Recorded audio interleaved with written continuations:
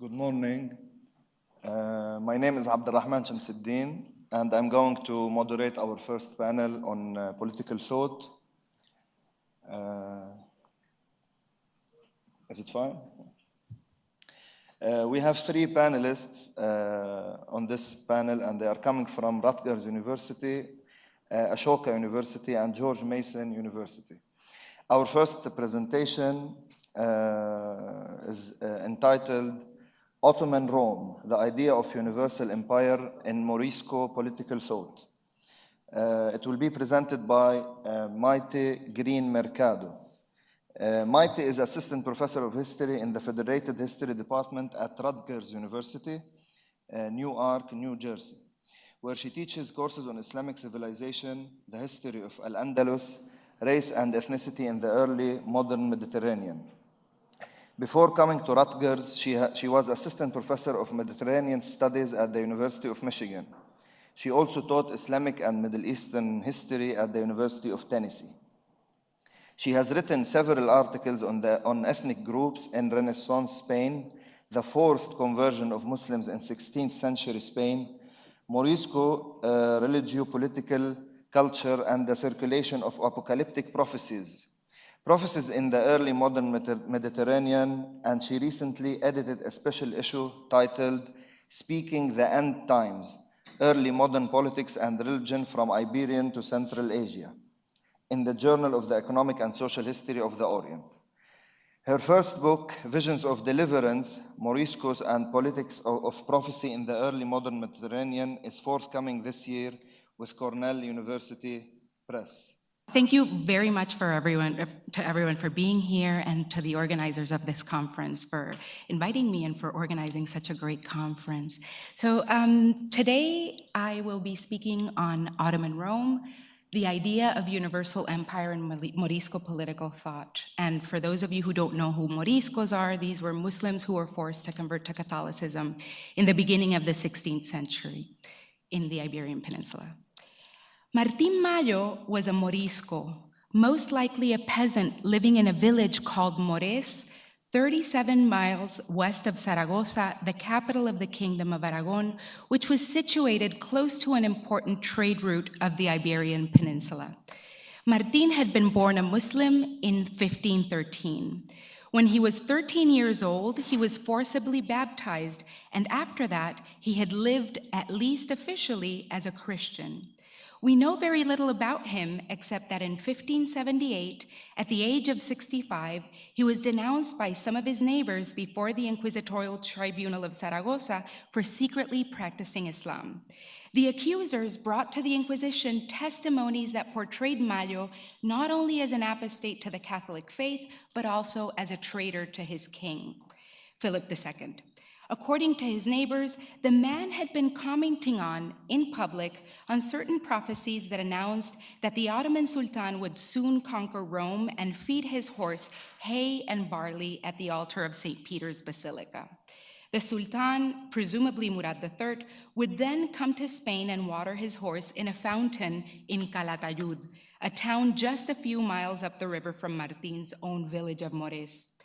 These prophecies presented a vision of a universal Ottoman rule and the restoration of Islam in the Iberian Peninsula at the hands of the Ottoman Sultan in the years following the Ottoman defeat at Lepanto and their conquest of Tunis in La Goleta. The allusions to Rome and the Ottoman Empire demand an analytical approach that transcends the Iberian Peninsula. Only by placing these Morisco voices, which are faint echoes in the inquisitorial material, in a wider Mediterranean context, can we make sense of the significance of apocalyptic prophecies for Moriscos, prophecies that bring together two themes: the conquest of the eternal city, Rome, and Ottoman universalist ambitions. Today I will argue that prophecies and apocalyptic prognostications were central to the articulation of political idea for those Moriscos who sought to protect their local rights and privileges in the face of increasing inquisitorial encroachment. These ideas were expected to materialize in the form of rebellions and conspiracies against the Spanish monarchs. Yet in contrast to those scholars for whom inquisitorial sources are fundamentally problematic, such that they cast the idea of Morisco seditious activities as nothing more than the product of the Inquisition's paranoid imagination, a Mediterranean perspective on Morisco prophecies sheds light on the articulation of political ideas and the potentiality of prophecy as a medium for social cohesion and mobilization. Moreover, a perspective that moves beyond the Iberian Peninsula illuminates the provenance of prophecies like the one described by Martín Mayo and allows for us to trace the wide geographical span across which they traverse the Middle Sea. Finally, studying prophetic narratives like the one provided by Martín Mayo during his confessions to the Inquisition restores Moriscos, a group that has remained outside of Islamicist historiography for the most part, to their place in the history of early modern Islamic political thought. Witnesses who testified against Martín Mayo recalled that the man had stated that the Sultan would take over the Holy See and then proceed to conquer the Iberian Peninsula. The image of the Ottoman Sultan as conqueror of Rome and universal ruler of the end times was naturally not exclusive to Moriscos. It resonated with Ottoman apocalyptic and messianic expectations.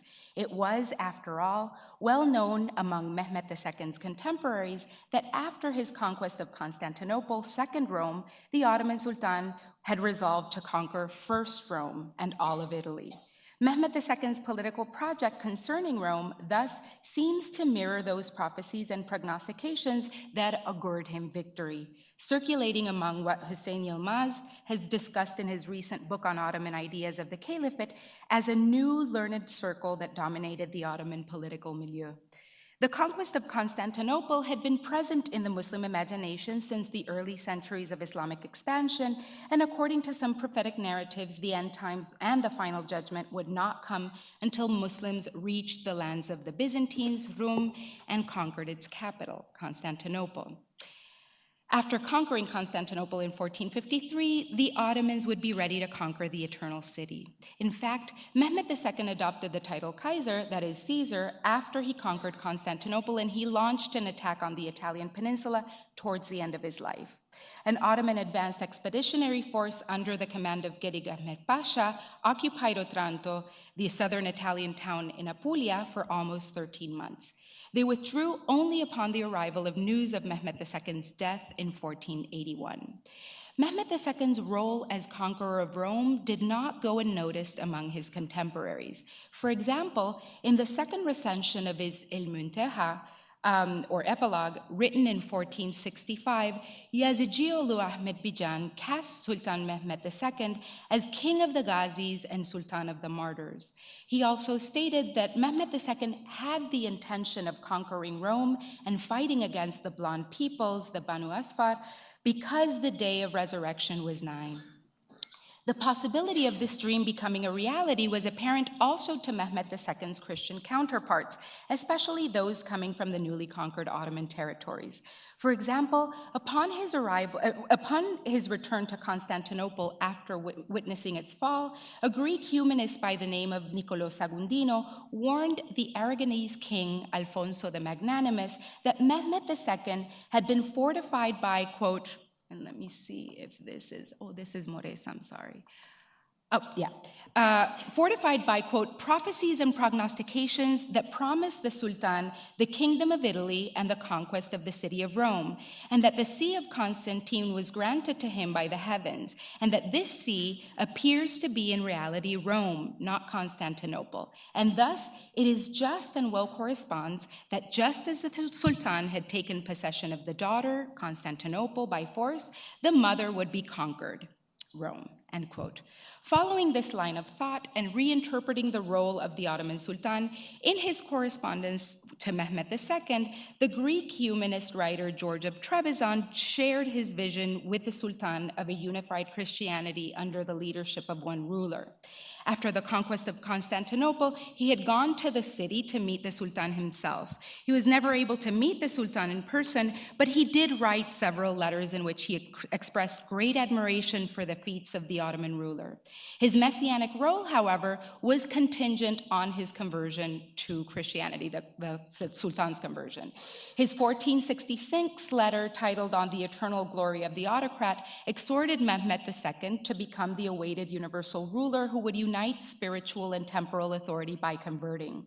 According to George of Trebizond, the Sultan's conversion would be followed by the conquest of Rome and the West and the establishment of a single church and a single rule. George's providentially inspired vision of the Sultan's role in the history of humanity was expressed in the following manner.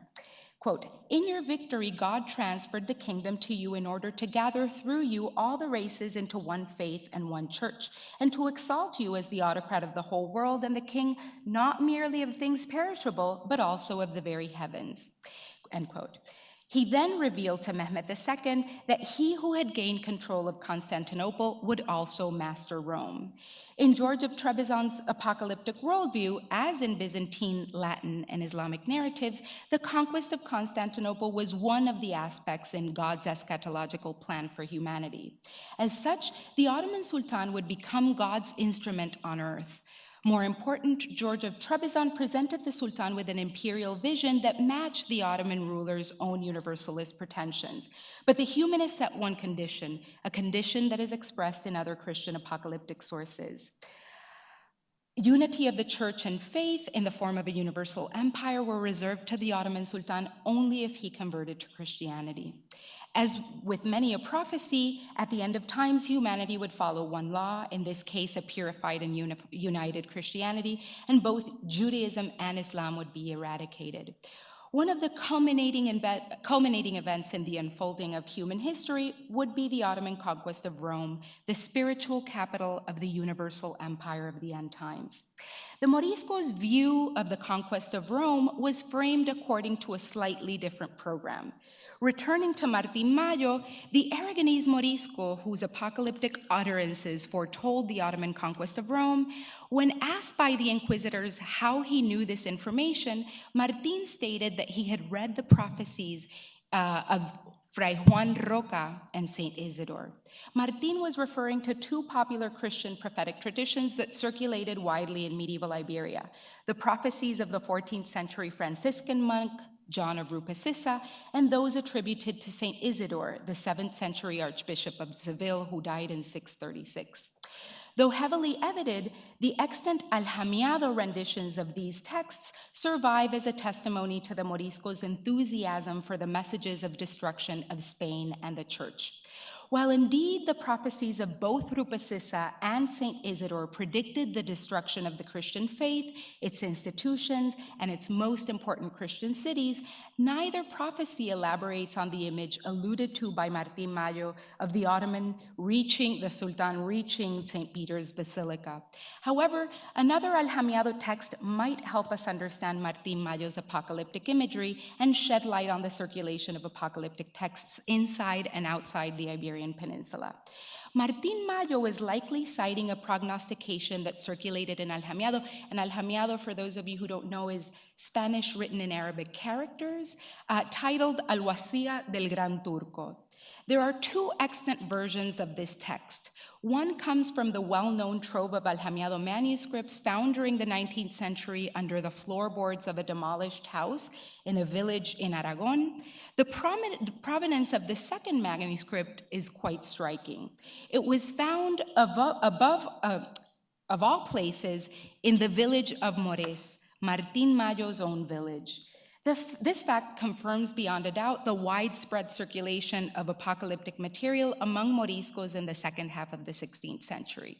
Further, cross-checking inquisitorial material with the textual evidence allows for a better sense of how these prophecies circulated orally and were commented on by neighbors, family, and friends, the contexts in which they circulated, and how they might have been interpreted by Moriscos.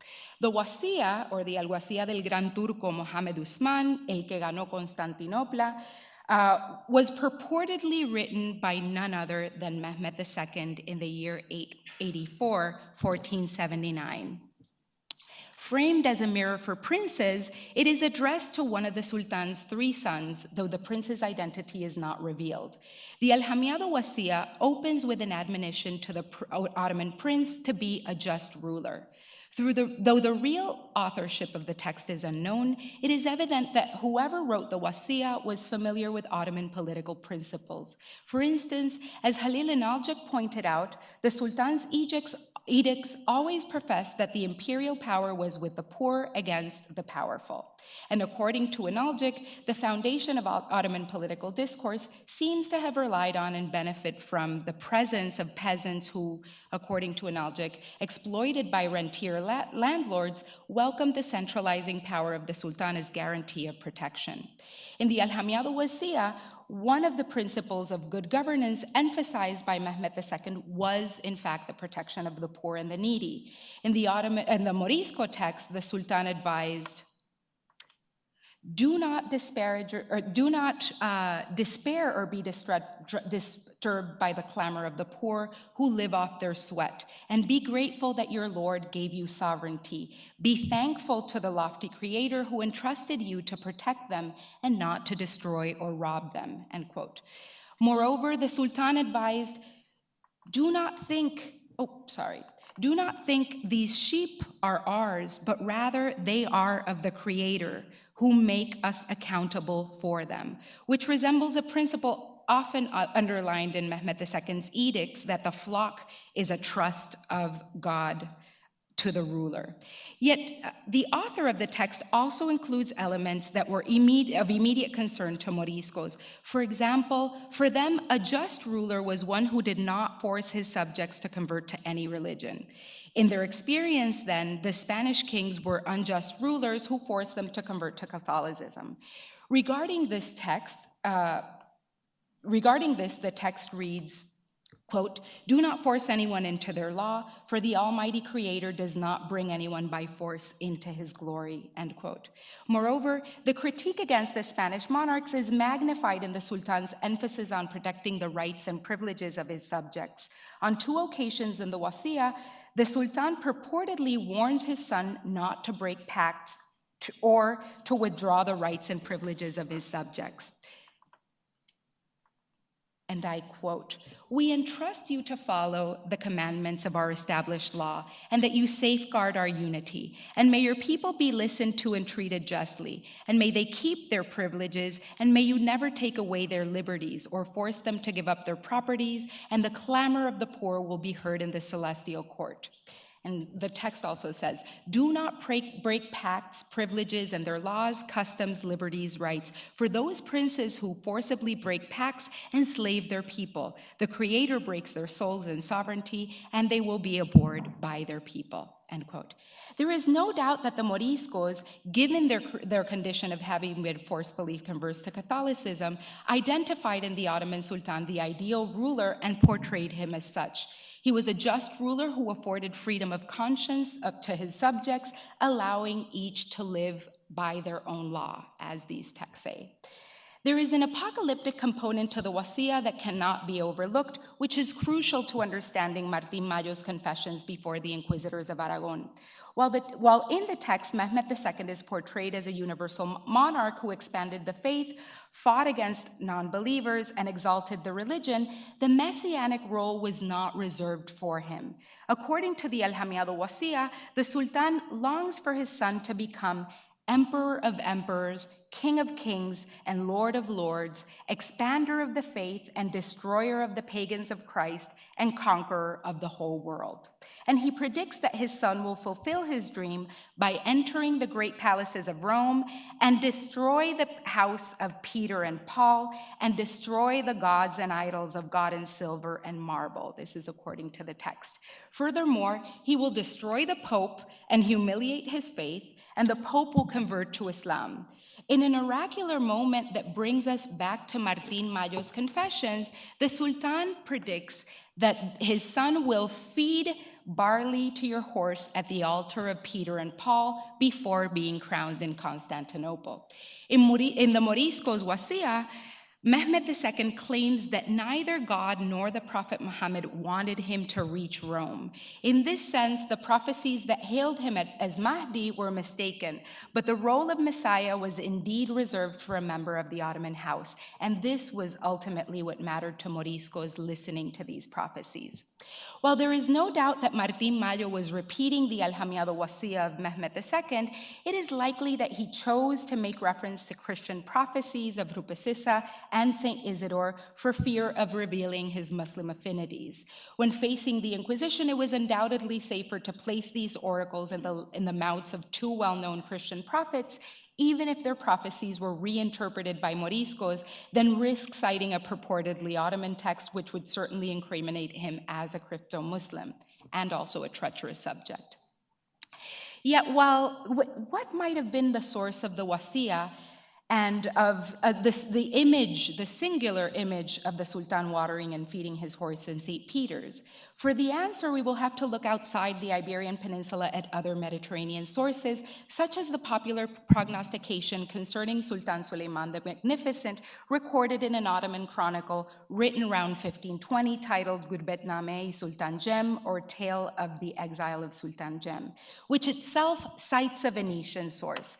The chronicle narrates the life of Cem Sultan, a pretender to the Ottoman throne, and Mehmed II's son, who spent 12 years living in Europe as captive. The text records what were ostensibly several conversations of a polemical nature between Cem Sultan and Pope Innocent VIII, in which the Ottoman prince displayed his erudition by debating the veracity of the Christian faith and cited Christian prophecies that demonstrated the ultimate triumph of Islam over Christianity. The Ottoman prince cited a text of Venetian origin copied in 1488 that included an ancient prophecy predicting an Ottoman takeover of Rome. According to the oracle, an Ottoman ruler named Suleiman would wage war in Hungary as Sultan of the Ghazis and warriors of the faith. He would build a potent navy with which he would conquer many lands, and then he would personally go to Rome and conquer it, killing countless numbers of Rome's notables as well as the Pope of the time. The Sultan would water and feed his horse in the founts of the Pope's church, St. Peter's, annex Rome to the rest of his domains, and remain there for some time dispensing justice. This would all take place around the year 920, 1514, 15 Common Era. According to the Ottoman Chronicle, upon hearing the prophecy, the Pope went to get his own copy of the same text, which he compared to the book in Cem's possession, confirming that both texts were one and the same. Although it is impossible to know for sure the source of the prophecy, it is evident, as we have seen in the Morisco case, that all apocalyptic texts could be revised and reinterpreted according to each community's concerns and expectations. The case of Martín Mayo offers a glimpse into the possible trajectories of apocalyptic prophecies across the Mediterranean, as well as the shared Mediterranean worldview and political discourse, even if we cannot trace the exact transmission of the text back to the Iberian Peninsula. Cornel Fleischer has recently argued for the existence of a Mediterranean-wide apocalyptic phenomenon in the late 15th and early 16th century.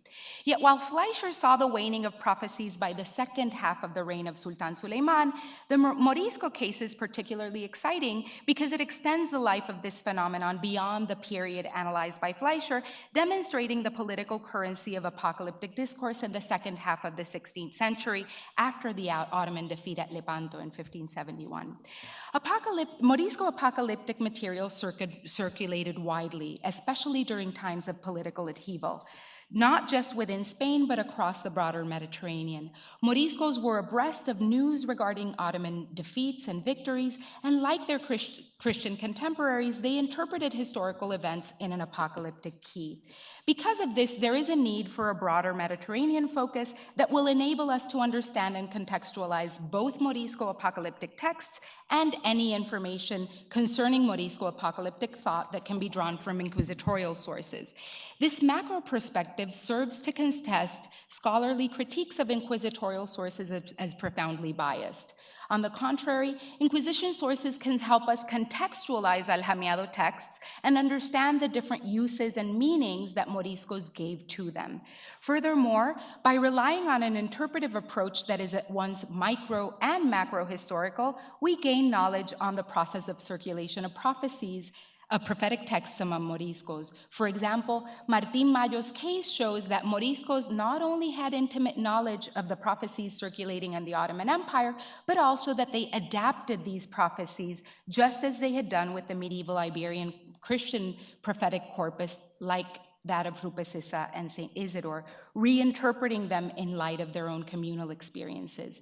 To conclude, tracing the circulation of one concrete apocalyptic image among Moriscos in Aragon in the post-Lepanto period demonstrates that these prophecies were not simply a local phenomenon. Rather, Moriscos were aware of Ottoman messianic claims, and they incorporated them into their religio-political repertoire. In this sense, apocalyptic prophecies became authoritative narratives through which Moriscos read the political events of their time. Thank you.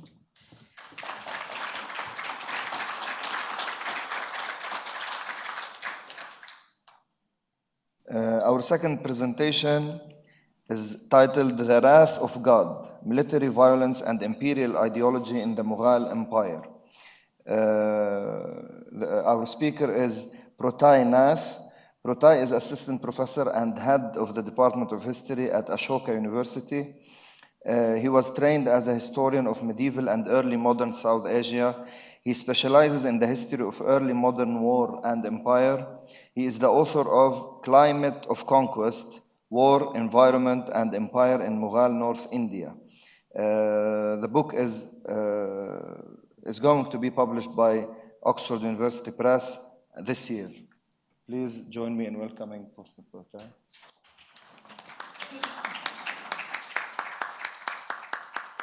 Thank you all for being here today.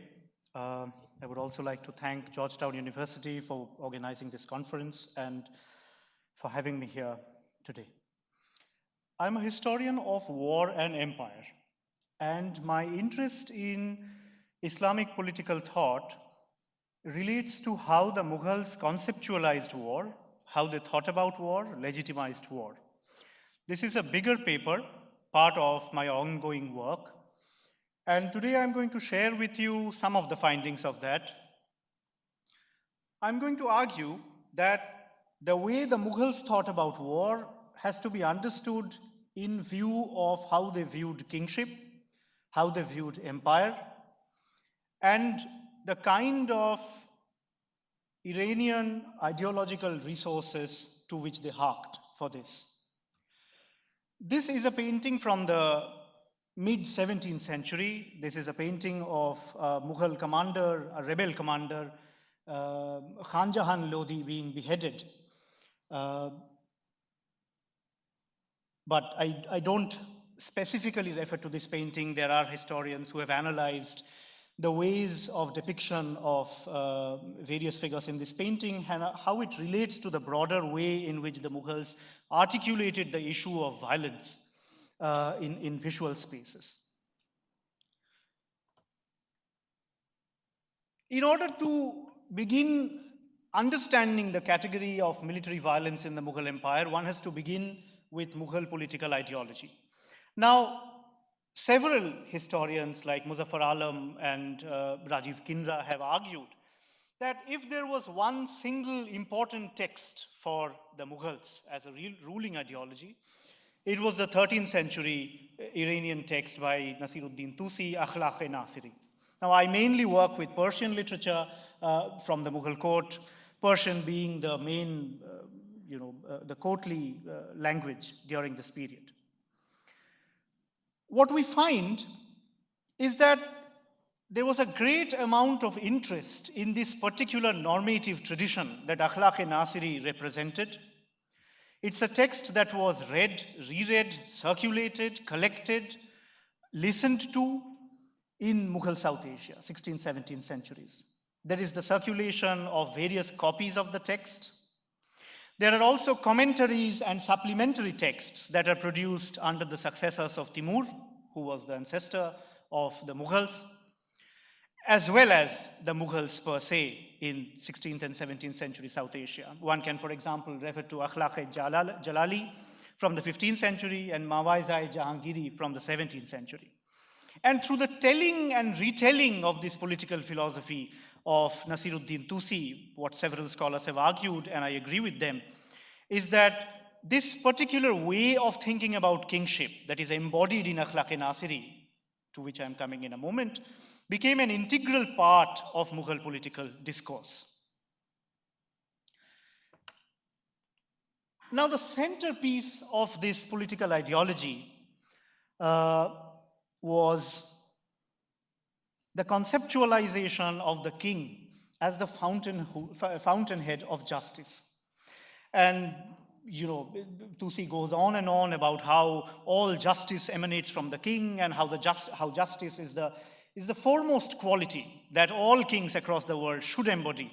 And, you know, we find many passages like this one, quote, "In justice lies the order of the realm." And in a way, the way Tusi conceptualizes kingship is as a guardianship of the world by a king who is out there to establish justice, social harmony, political order across the world.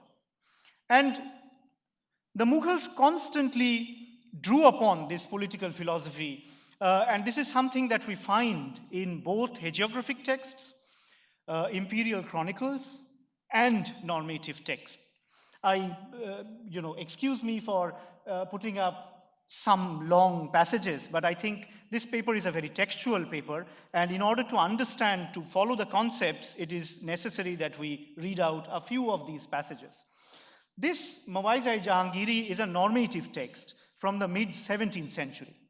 Its author, Baqir Najm-Sani, this is what he writes, and this is something that directly harks back to how Tusi conceptualizes kingship as the embodiment of justice on earth. Quote, "In systemizing rules and in maintaining their procedures, he, the king, must exert the utmost care to achieve justice, adl, and impartiality, insaf. If the judge does not, in this case the ruler, does not regulate the affairs of the people, a clandestine rebel abetted by tyranny will destroy the lives of the nobility and the plebeian alike. If the light from the candle of justice does not illuminate the somber cell of the afflicted, the darkness of cruelty will blacken the entire country, just as it does the hearts of tyrants. Therefore, rulers must consider that they occupy the throne in order to dispense justice and not lead a life filled with pleasure. They must consider justice and equity as the means to survival of their rule, permanence of their fame, and reward in the thereafter. To them, nothing should be more binding than pursuit of the people's welfare."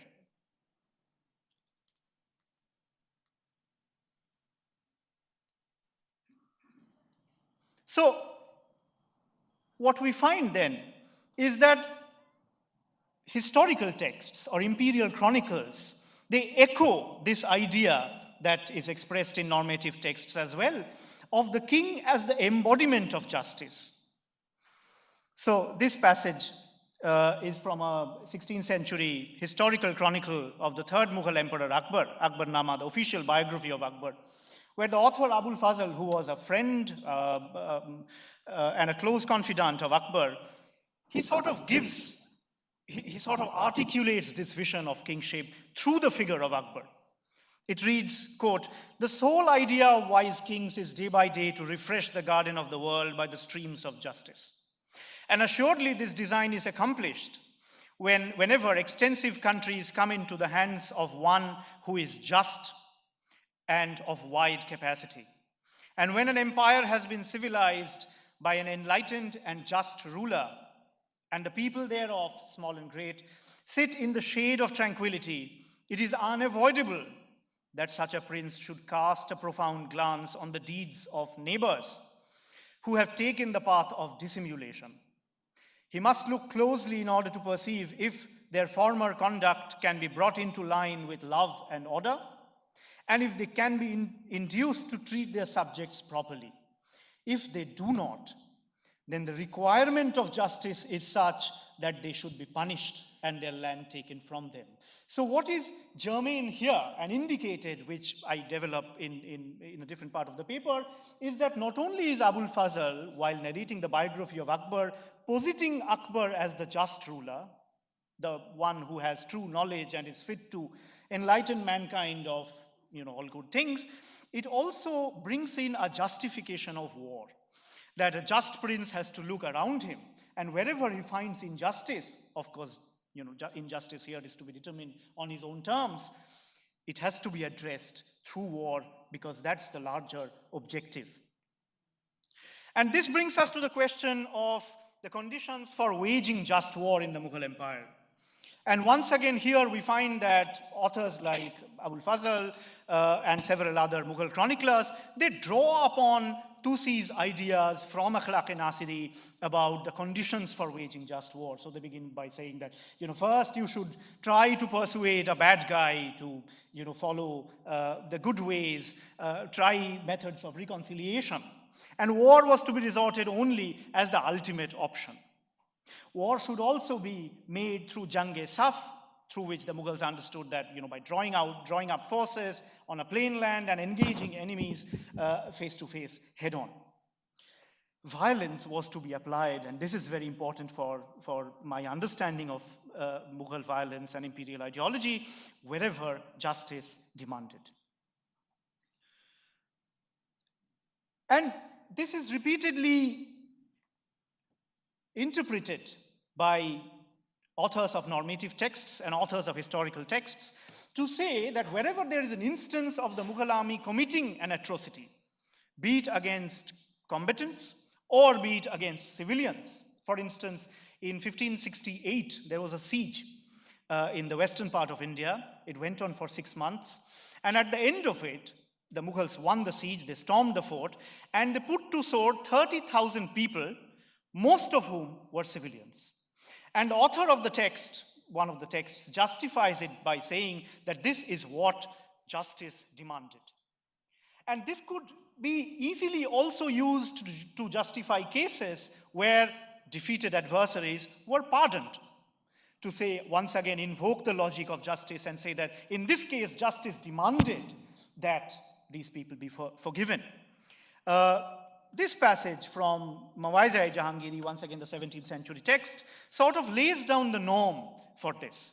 Quote, he writes, Baqir Najm-e-Sani, quote, if punishment and chastisement are non-existent, state affairs will be in ruin. If the sword of retribution is not drawn from the scabbard of vengeance, the roots of rebellion are not eradicated and the basis of oppression is not undermined. If the debris of tyranny is not burnt in the fire of imperial wrath, and this is the part I use in the title of this paper, the seedling of repose will not flourish in the garden of hope.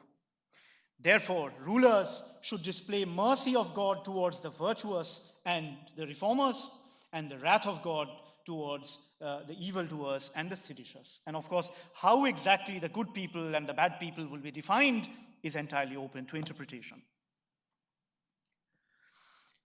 What we do find is that the Mughal armies, the propensity or the temptation of Mughal armies to give in to spectacular acts of military violence, and here I'm talking about beyond military violence in war, violence towards civilians, violence towards combatants who have surrendered, was sort of moderated by certain paternalistic inclinations or pretensions of the Mughal emperors, where they projected themselves as rulers of the world. The most obvious way in which we find this are the titles that the Badshahs adopt. The third Mughal emperor called himself Akbar, which means the Great. His son Jahangir, conqueror of the world. His son Shah Jahan, ruler of the world. His son Aurangzeb, who took upon the title Alamgir, conqueror of the world. So this resonates with the previous speaker and what she was saying about Ottoman universal sovereignty. And this is again something that the Mughals were very, very intent in portraying. I'll quickly go on to the next slide and come back to this one in a moment. they portrayed this ideology repeatedly and in many spectacular ways in some of the paintings, allegorical paintings that come up during the 17th century. This is the 5th Mughal Emperor Shah Jahan. You know, a lot has been written about these allegorical paintings and a lot could be said, but I'm trying to hold my horses here. Standing on the globe, the lamb and the lion imagery, the imagery of the scale here as the embodiment of justice, so on and so forth. And this is his father, Jahangir, who also claimed to be the master of time, and not only of space, but also master of time. Here we find him sitting on top of the hourglass. And that's a Sufi sheikh that he's conversing with. Right below him in the green robe is an anonymous Ottoman Sultan, and below him is the Stuart King of England, James I. And there's a whole bunch of these allegorical paintings where the Mughals articulate this vision of universal empire. And going back then to the point that I was discussing, that their propensity of giving in to spectacular acts of military violence is sort of moderated by this idea that they are rulers of the world, they are not rapacious conquerors, they can't go around killing people, but they are sort of paternalistic rulers of the world. The 3rd Mughal Emperor Akbar also propounds this idea of Sule-Kul, universal peace, where he would open the doors of his state, the doors of his officialdom, to anybody and everybody who would be willing to become a part of the empire. What we find throughout the 16th and 17th centuries is that it is not an empire of Islam alone. There are Sunnis, there are Shias, there are Christians, a lot of Europeans, there are Hindus, there are people of every description. Going over towards the concluding sections of the paper, then what we do find are certain echoes with what scholars are telling us about approaches to war, military violence, and ideology in other parts of the world. Peter Perdue has recently argued that in Qing China, we find this openness towards accepting anybody who was willing to submit. So wars are being fought less to annihilate the adversary, and more to cow them down into submitting to the empire and thereby laying down the foundations of a cosmopolitan, inclusive sort of imperial formation. And Karen Barkey, again a few years back, came up with a similar understanding of the Ottoman Empire. In this respect, however, we do find a contrast with Europe. And I'll skip this slide. And what we find is that some historians, including James Johnson, what they have said is that they've argued on the basis of the literature in Europe is that by the 17th century, religion sort of recedes to the background of imperial ideologies when it comes to making of war. 16th century, of course, is famously the century of various wars of religion across Europe, but gradually 17th century and 18th century onwards, we see sort of a, something that can be called a secularization in the way that war is viewed and war is legitimized. What we find in the Mughal Empire is that religion also does recede to the background as a justifying factor of war. However, this cannot be attributed to a secularization in the sense that we find in Europe. And here, what is more useful to note is that the main reason for this kind of movement of religion to the background of the discourse on war, military violence, and imperial ideology is the Mughal emphasis on universal sovereignty. It's an open-ended concept. What justice demands is completely up for interpretation. Sometimes the imperial chroniclers are interpreting it. Sometimes the commanders on the ground are interpreting it. Sometimes the emperors are interpreting it themselves in two of the autobiographies that two Mughal emperors wrote. But what comes out at the end of it sort of is an open-ended concept of who to kill and who not to kill, which really goes well in a cosmopolitan empire that sort of rises over religious ways of thinking about statecraft and warfare. Justice as an abstract concept makes sense to Sunnis, Shias, Hindus, Christians, under the image of the royal cult, which is again something that the Mughals cultivated very actively. And it is my argument that what all this helped is to help forge a cosmopolitan empire in early modern South Asia. Thank you.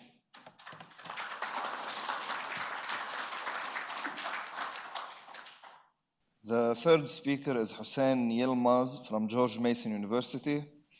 Huseyin is currently an associate professor in the Department of History and Art History and director of the Ali Vural Ak Center for Global Islamic Studies at George Mason University.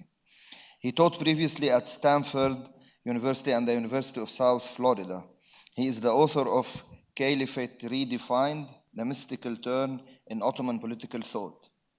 His recent publications include The Eastern Question and the Ottoman Empire, The Genesis of the Near and Middle East in the 19th century, and From Serbistiyat to Hurriyat, Ottoman Statesmen and the Question of Freedom During the Late Enlightenment. The presentation that he's going to deliver now is entitled The Early Modern Ottoman Discourse on the Concepts of Meşveret. Please join me in welcoming Huseyin.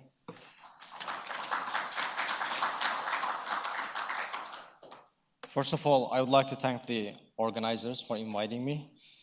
And today I'll talk about, as the title implies, on Meşveret. And I know this topic is so boring, but I promise I'll try to make it a bit exciting, as I will be talking about the discourse on the Meşveret.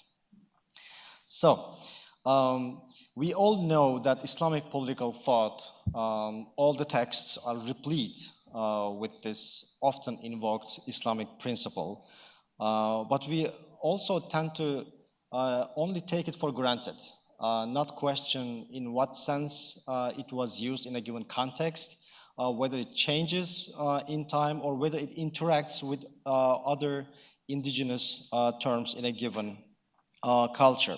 So in this presentation, I will try to give you a very brief survey of how the Ottomans received, perceived, changed, reworked, and invoked it in different meanings from 14th all the way through the 17th centuries.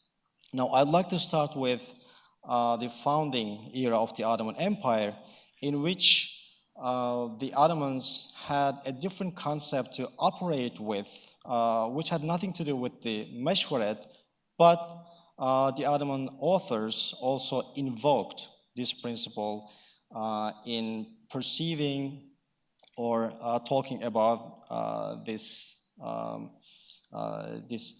participation in politics, which was not related to Meşveret but became related as time goes by. And that is, more specifically, the Osmonds' election to become the Ottoman Sultan. This is entirely mythical. There is no way to verify, but it became a fact in the 15th century in Ottoman mind. Osman, the first Ottoman ruler, was elected in an assembly called Kurultay, and in that Kurultay, the noble Turkoman, the Oghuz begs, came together. They had, as sources say, Tanışık İdip, which they also translate as Meşveret. They elected Osman. So the election of the first ruler of the Ottoman Empire, however mythical, came out as a result of political participation. It wasn't a divine appointment. Of course, there's a series of other chronicles who elaborated it in many different ways. But at least one strain of Osmans becoming a ruler is because of this electoral assembly among the frontier Turkoman aristocracy, which later on came to be more specifically labeled as Meşveret. So the Islamic principle of Meşveret in Ottoman usage now gains this Turco-Mongolian meaning now embedded in it. And this is most elaborately told by the early 15th century Ottoman chronicle Yazıcızade, and then later on repeated by Ruhi, Ibn Kemal, and Lütfi Pasha, and all strangely writing their works in the context or little after the very bloody and catastrophic succession struggles in the Ottoman Empire. So they always invoke the Kurultay, the election of the ruler, in the context of succession war among Ottoman princes. So this, I would say, the first perception of Meşveret in Ottoman context was political participation. It wasn't a personal virtue as it will be later on. As the power centralized with the evolution of Ottoman state, especially in late 15th century and onwards, now Meşveret came to be increasingly labeled or understood as a moral virtue, dissociated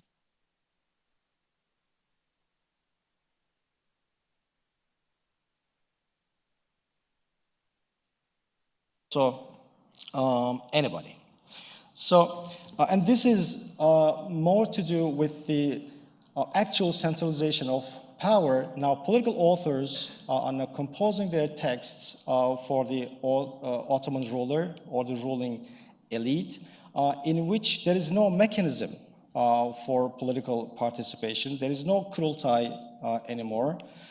So they mostly conveyed their ideals of good governance through advising the ruler to seek counsel from others and to adopt it as a personal virtue. But beyond that, of course, there was no mechanism, there was no responsibility or obligation to conduct Meşveret. So it became totally personal, and the only group of people who were advised to seek counsel were, of course, we are more familiar with the Ukala and Fudala around. But if we look more carefully to the texts, if the text, for example, written by a Sufi author, what he means by Fudala is the shuyukh. If it's by an ulama, by an alim, mostly those Fudala are from the ilmiya. So they mostly try to influence the person in charge to seek counsel from their own constituency. But beyond that, there is actually no religious or institutional mechanism or obligation to conduct the Meşveret. Now, as with the centralization of Ottoman power, also was the institutionalization of the empire. And in that process, Meşveret also gained a procedural meaning in the writings of bureaucrat political authors, such as Lütfü Paşa. And Lütfü Paşa now, as other bureaucrats, elaborate Meşveret not as a moral virtue, but a principle of good governance, which the Sultan and other bureaucrats or high dignitaries should conduct, and without which government affairs should not be conducted. And they are very careful to advise the statesman and the ruler to seek counsel from statesmen and from people who are experienced, and they are especially sensitive not to seek advice from such as women, because they're more sensitive about the interference of dignitaries who do not have any office to rule. So especially in the context of harem involvement in Ottoman decision making, they advise the ruler not to seek women's advice or anybody else from outside the statesman. So they had in mind mostly in advising counsel to seek or compliance with the laws or the customs of the Ottoman state or the interests at large of the ruling elite. Now, when we move towards late 16th and for the 17th centuries, we start this centralized power to change again. Power starts to decentralize and authority becomes increasingly fragmented. And in this context, we see Meşveret not invoked mostly as a virtue or a principle, but again as a form of political participation. Namely, especially the chronicles are very clear in their description of Meşveret gatherings, which they label as Akd-ı Meclisi Meşveret. So now we have Meclis almost always associated with the act of Meşveret.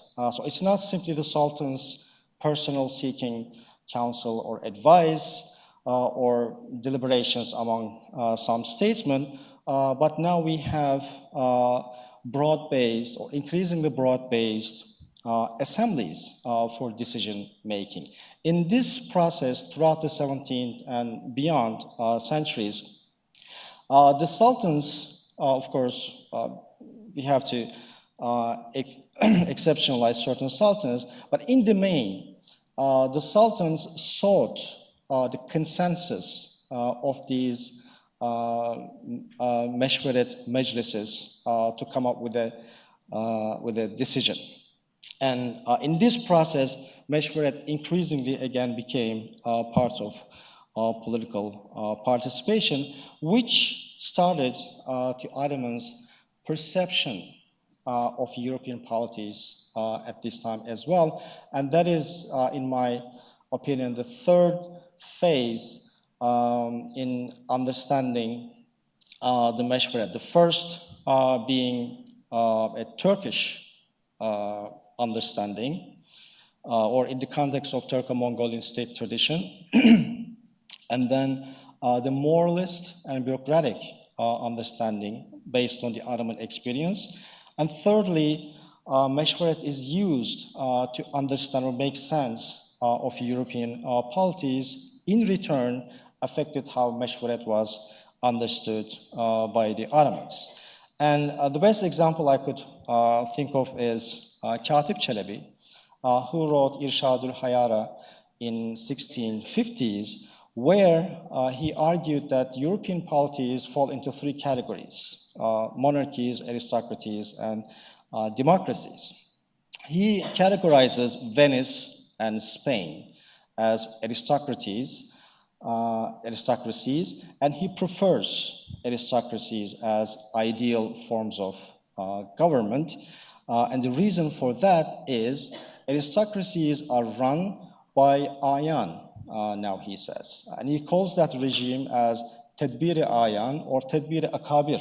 And how those akabir or ayan conduct business, they do meşveret. So meşveret again here appears as political participation. In fact, he explains Venice's rise on the basis of its transition from democracy to aristocracy. They are sturdy and powerful because now they have the perfect model of aristocracy. The very Kurultay with which the Ottomans first became acquainted in terms of political participation in the beginning, quietly got forgotten in Ottoman usage in the 15th and 16th and 17th centuries. However, as a concept, it retained its weight in Ottoman thought, and the very meclis now Katip Çelebi is talking about, the very tedbir-i ayan or tedbir-i ekabir is very strikingly reminiscent of what the early Ottomans in the 15th century were talking about the Kurultay. So in Ottoman usage, in conclusion, Meşveret had two major usages. One, as either a moral virtue or a political principle. Secondly, as a form of political participation, which I would argue became the basis of, one of the bases of 19th century reforms. When you look at the writings of young Turks, such as Namık Kemal, rightly or wrongly, he is very clear in pointing out Meşveret as the basis of political participation to reform his own regime in the 19th century. Thank you.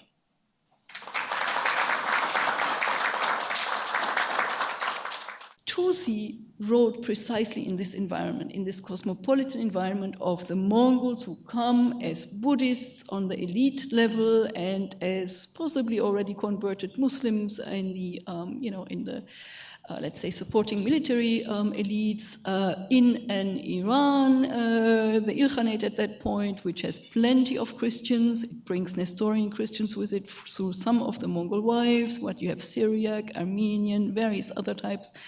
You have, of course, Muslims of various shades, and you have the Buddhists around. So he's precisely doing that. He is giving that justification for a just war of the Mongols. Whoever submits is fine with them, is their friend, and whoever doesn't submit needs to be wiped out. It's precisely those arguments. They fit in this other very similar context, so why look to Europe or to other areas when you have already the perfect argument? People are reading Nasiruddin Tusi's Akhlaq al-Nasiri. So that's a cliffhanger for me. It would be a nice kind of bracket to the beginning of your paper to bring that in. Thank you.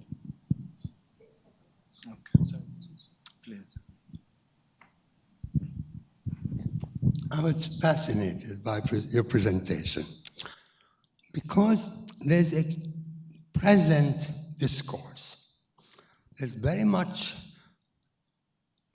addressed by your presentation, a modern 21st century discourse, whereby both Europeans and Ottoman Turkish historians are participating, in a way denying the convivencia, denying what I consider to be an essential part of Islamic culture, the idea of a man that is given to non-Muslims in the earliest, and it has to be limited because in the beginning centuries of Islam, there wasn't a multiplicity of religions, so it was mainly Christians, and at the end, you left out Jews as part of it. It's very important to keep the Jews in the picture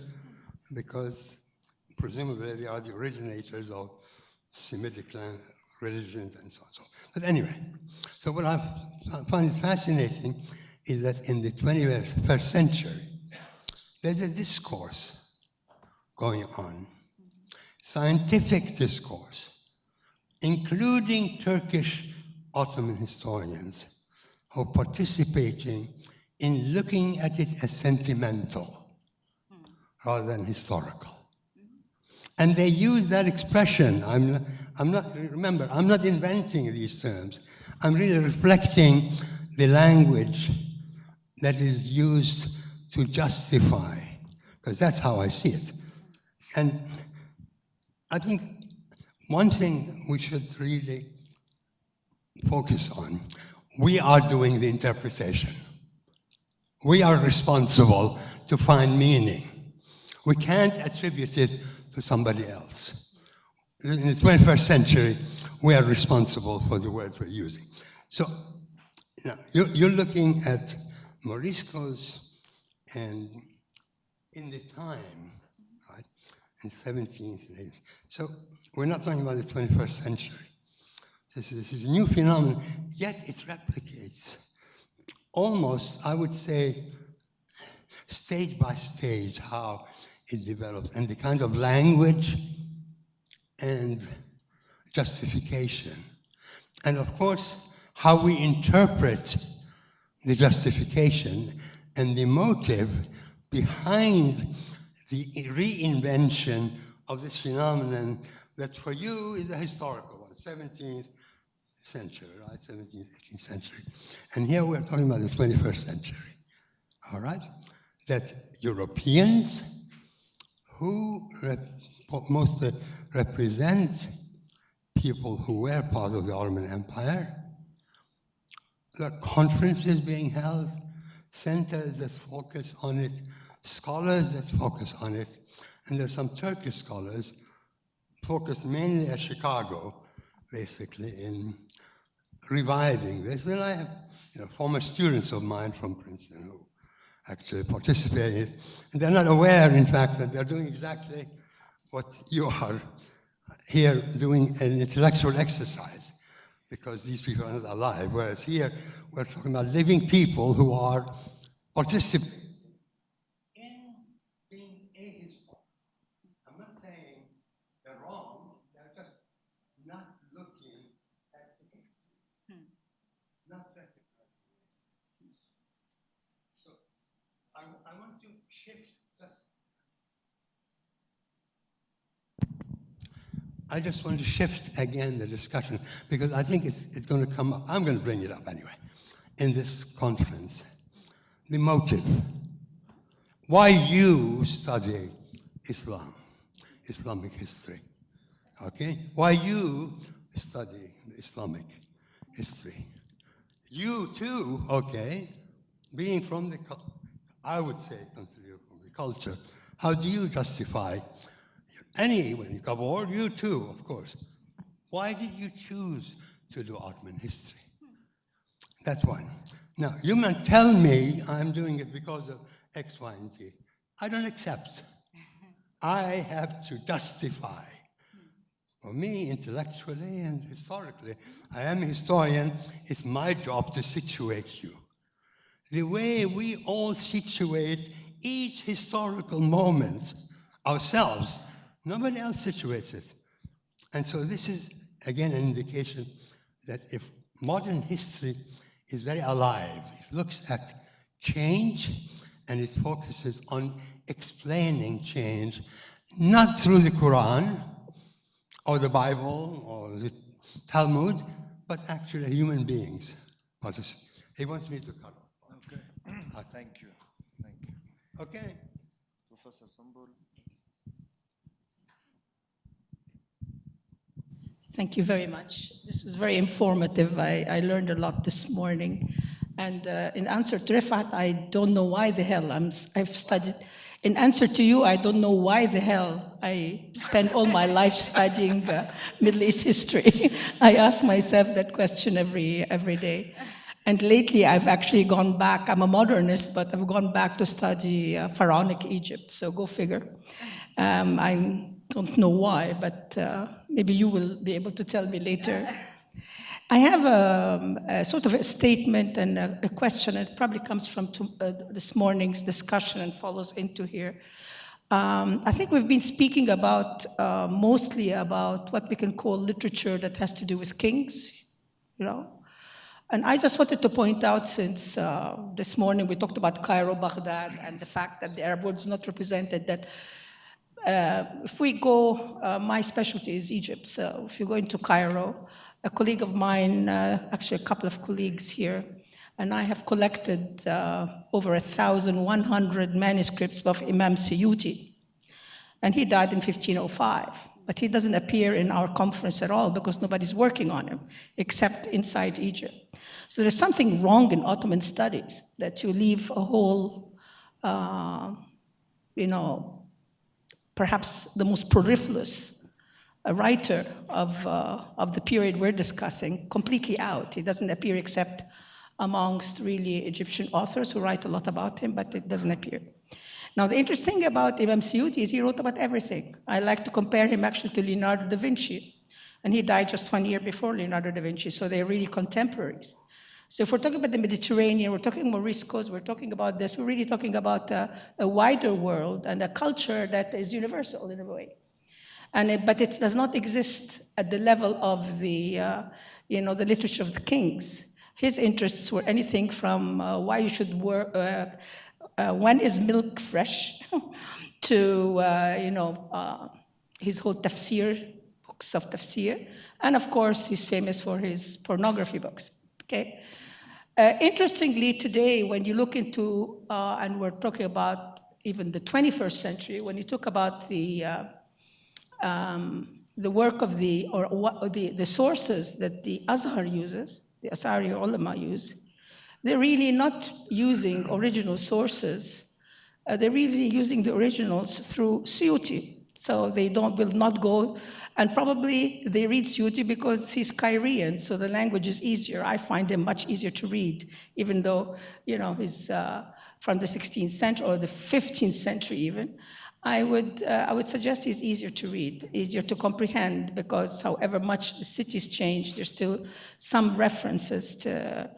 Now, the interesting thing about Imam Suyuti, and this is a question for all of you, if you have an answer, it would be wonderful, is that he did not come out of the Azhar. He came from the Juyushiyya school.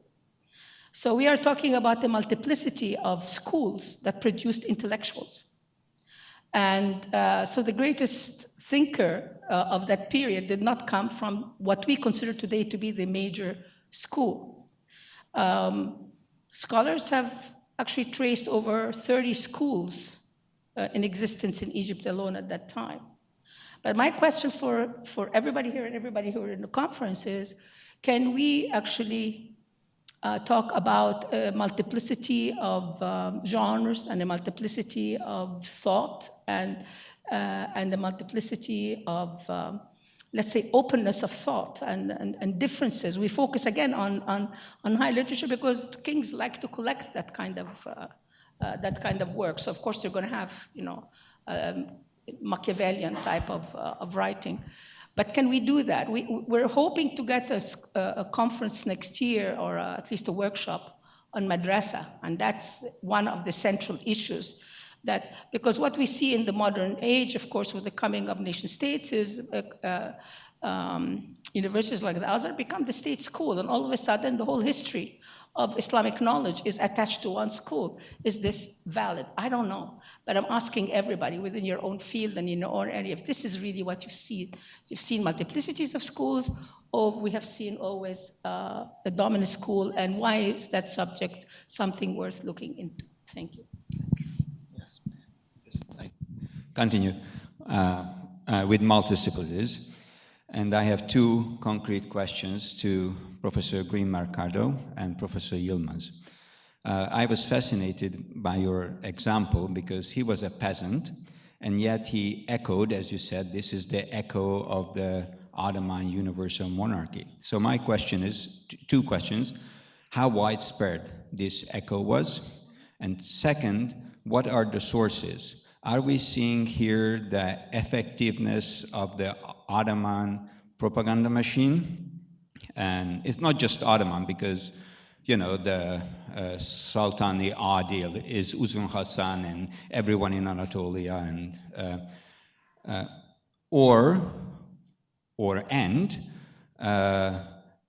it is a reaction to the Spanish Monarchia Universalis, a denial. You are not universal because you are not just, and you are, but here is the real universal monarch. So this is my question. And for Professor Yilmaz, I was fascinated. And this is what he was talking, it's what you were asking. So Meşveret is how much it changed from the 15th century through the 17th century. And I was fascinated by your last statement when you said that the last phase, that is the Katib Çelebi and the Tedbiri Ekabir, Tedbiri Ayan, you connected it back to the Kurultai. So my question is, if it is so, do you see echoes in the 17th century of the Kurultai? You mentioned the example of the election of Osman. Do we see it? It's not just Yazıcızade. Do we see it in the 17th century literature, reference to that? Because that would be one more, a justification of your connecting the first phase to the last phase. Thank you. take a couple of questions after answering the...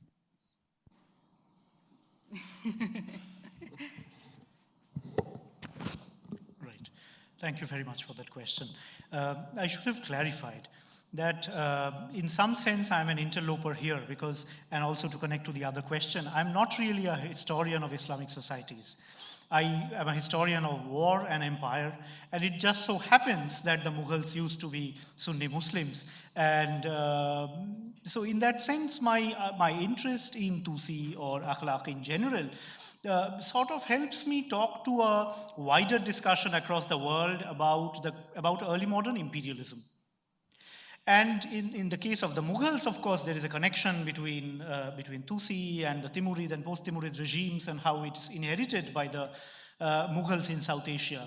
But what I was trying to do in the conclusion, especially about China and about the Ottoman Empire, is going beyond the akhlaqi paradigm of Tusi, how there are certain ideas about an open-ended idea about violence and an open-ended idea about empire, and how it resonated with other early modern societies.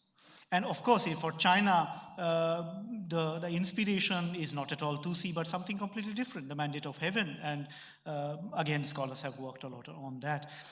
So that's why I think I began with Tusi and the idea of Islamic cosmopolitanism in Tusi, but decided to, how it branches out in the early modern empire, in the early modern world. So I think that's what I was trying to do. And as for the other question about multiplicity of thought, I think what we find is that for the Mughal Empire, of course, when we are not talking about imperial discourse, there is a variety of ideas. At a time when in the late 16th century, Akbar is proclaiming himself to be some sort of a millenarian sovereign and a divine sovereign, there are voices that sharply criticize it. There is Mullah Abdul Qadir Badauni, who wrote a biography of Akbar, alleging that Akbar is a heretic. He was not brave enough to publish it during his lifetime, and his children brought it out after he was dead. But there is a lot of different voices, multiplicity of thoughts. There is a lot of stuff coming in from Iran, from Turan. There is some Hindu traditions that are being revived. Ramayana, Mahabharata, the Hindu epics are being translated into Persian, illustrated. That is there. However, when we talk about the imperial discourse, there is sort of a lack of homogeneity, I would say, as compared to the previous times. So during the various pre-Mughal sultanates of North India, broadly there is a tussle between authors who argue in favor of realpolitik, that the empire should not be an Islamic empire but should be a cosmopolitan one, and ulama inside the empire employed by the sultanate who argue that no, it should be Darul Islam. For the Mughal Empire, however, the second sort of voices we no longer find in the 16th and 17th century, which is my area of expertise. So that will be my response to your question. Thank you. Thank you. Please. Thank you for all the questions. I suppose I will start with the last question and then go back to the first one. You asked about how widespread this is among Moriscos in the 16th century. This is really, really widespread. And we have it from peasants to Morisco notables. We know about it through Alhamiado texts and also through Inquisition texts like the ones that I described today. And what in my work I have discovered is that these ideas are first coming from Morisco notables and from what Moriscos saw as their religious scholars. We have to remember that these were Christians who were practicing Islam secretly. But those ideas were circulating first among the notables, the wealthy Moriscos, and then they were trickling down to the peasants. And the Morisco notables and the religious authorities were using this discourse to mobilize Moriscos against armed resistance against the Spanish kings. So on the one hand, this is a reaction against the Spanish kings, but at the same time, I think that they were very much participating in the ideas that were circulating at the time. They were looking at the Ottomans, but they were also looking at the Saudis in North Africa, and they were looking for anyone who was willing to help them. And in fact, they were not just looking at Islamic models and particular figures, but they were also approaching, for example, the French king to come and help them and say, you are the Mahdi that was prophesied in our prophecies. So they're really experimenting in a way that I think is really interesting. And to go back to the question about where these ideas are coming from, my Moriscos that I study are not intellectuals. And this is the interesting thing, that they are participating in intellectual debates and political debates in the Mediterranean at the time, but they have no formal schools or places where they are developing these ideas. So that's really interesting. To the question of how I got interested in and why I study Islamic history, I got interested in the history of Moriscos and noticed as I was starting, when I started, I really didn't know anything about Islamic history. I was fortunate enough to have been trained at the University of Chicago.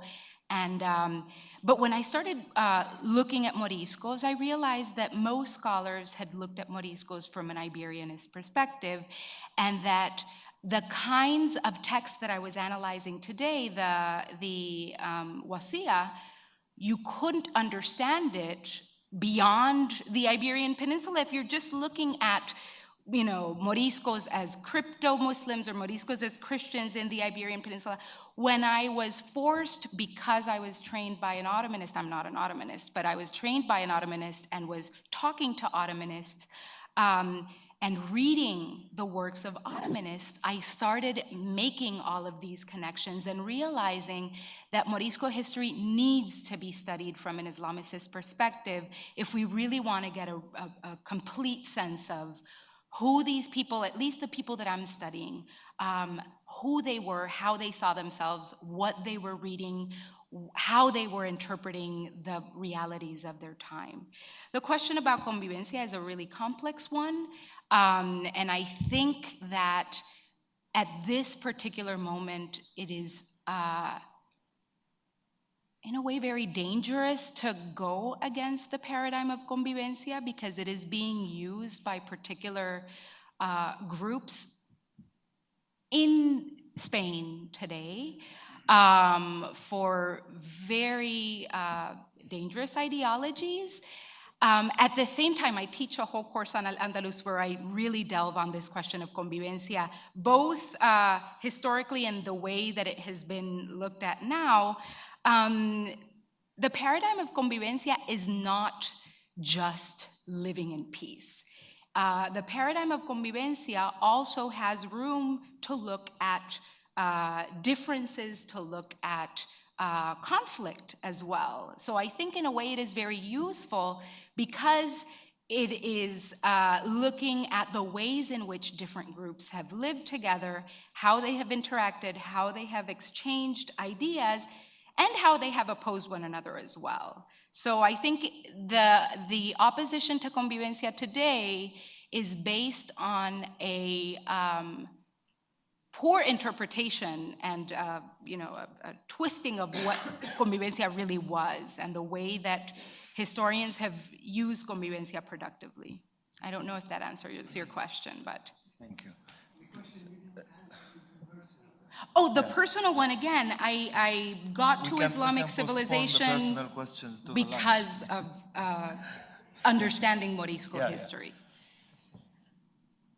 Please.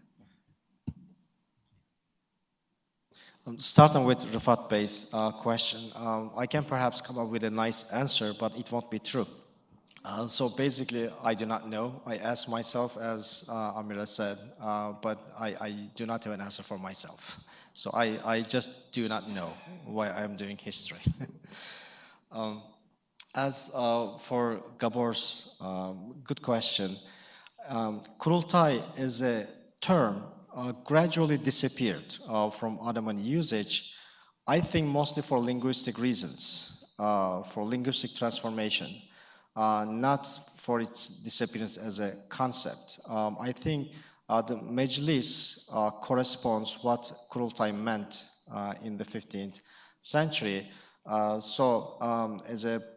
Whether it was used in the 17th century context, I do not know. I wouldn't be surprised, but I haven't seen its use in the 17th century context, but it was reinvented or rediscovered in the 19th century. Early 19th century chronicles make mention of that original Kurultay in the beginnings of the Ottoman Empire. As for your question, Amira, it is, I think... Whether the election of Osman recurs in the 17th century. No. No. Not the term, but the election of the Sultan, the last example I saw is Lütfi Pasha. I haven't seen any other chronicle mention that story afterwards. I think that question is the big question. I think we will be visiting and revisiting throughout this conference. I think we have to discuss what context or contexts are we talking about. I mean, we increasingly tend to think of connectedness, be it early period-wise or geography-wise, but often we also overshoot and assume that everything is connected somehow, and we try to discover or sometimes overly emphasize or highlight those connections, which there may not be, or there may not be as powerful or so strong. Perhaps we should think of in terms of contexts, and there might be multiple contexts in any given period. For example, if you think of imperial context, then there is something relates to Ottoman Empire in every part of the Ottoman Empire. Perhaps law might be one of them, military history might be one of them. But poetry, I do not know what is Ottoman in Arabic poetry in the 16th century. There may be, but I do not know. Or what is Ottoman in Persian poetry in the 16th century, as we know that Persian scholars often totally ignore Ottoman productions in Persian poetry. I mean, you do not see Ottoman poets in Persian anthologies, modern anthologies of Persian literary history. It's just simply ignored, of course, for the wrong reason. But maybe those authors do not see it as connected to their literary history. So in certain areas, we can safely talk about broader connections. I can say for my field, for example, in political thought, I think the operational paradigm from the Balkans to Bengal is very much there. It's visible in terms of what texts were written for many of those rulers. So if hypothetically I could come up with a short list of political texts dedicated to the last Mamluk ruler and many other rulers, I think Mamluk ruler will stand out or single out. His readings would be different than what many others would be reading at that time. For Sufism, again, the Anatolian and the Balkan parts of the Ottoman Empire was very much better connected to Afghanistan, northern India, even Central Asia, not so much to Egypt. Later century, in the 17th and 18th centuries, Syria and Cairo became more collected. But in jurisprudence, very much so, from the very beginning, the Ottomans were operating within the same context as Mamluk jurists. Suyuti was very well known by the Ottomans. Ibn Kamal translated treatises by Suyuti. Ali Dede actually translated one of his largest works. Dede Jöngi Efendi translated, and many major Mamluk jurists were either translated or widely available in Ottoman context. So I think we have to speak in terms of schools of thought, if you will, or maybe contexts. Thank you. Thank you. We still have 3 minutes for the last question. Briefly, please, because we are already very late. One very good question following up Husein's last comments to Mayte, the geographies of these texts. So in that one sentence you quoted, there was a clear connection between Rome and Constantinople, and we know that eschatological texts have a very rich geography where these authors connected places. Yeah. So where else in your text, and for instance, do we see Iskandaria, Alexandria? For instance, in these texts, it's only 2. Is it only 2, or is it a richer geography? In the Morisco text, they're referring to different European capitals, and in particular to Rome. I mean, in Rupesisas, they talk about Bologna. It's a medieval text, and they talk about Bologna, and they talk about different cities in Italy, and they talk about France, and they're talking, this is a text that is a Christian text, a readaptation. The interesting thing is that Moriscos are once again citing the Christian texts intact with those geographies, but then sort of twisting it to say, oh, at the end of times, Christianity will be destroyed in these places, so it makes sense to them, and they don't need to change their geographies to adapt them to their particular context. They just use the Christian context because it talks about destruction of Christianity and of the church, and because that message for them at that particular moment is so important, so crucial, because they're being persecuted. They had been forced to convert, they're being persecuted, so that kind of message resonates with them. Thank you so much. We're having the lunch break now, so I think we come back at 1:15, please. Thank you so much. Thank you.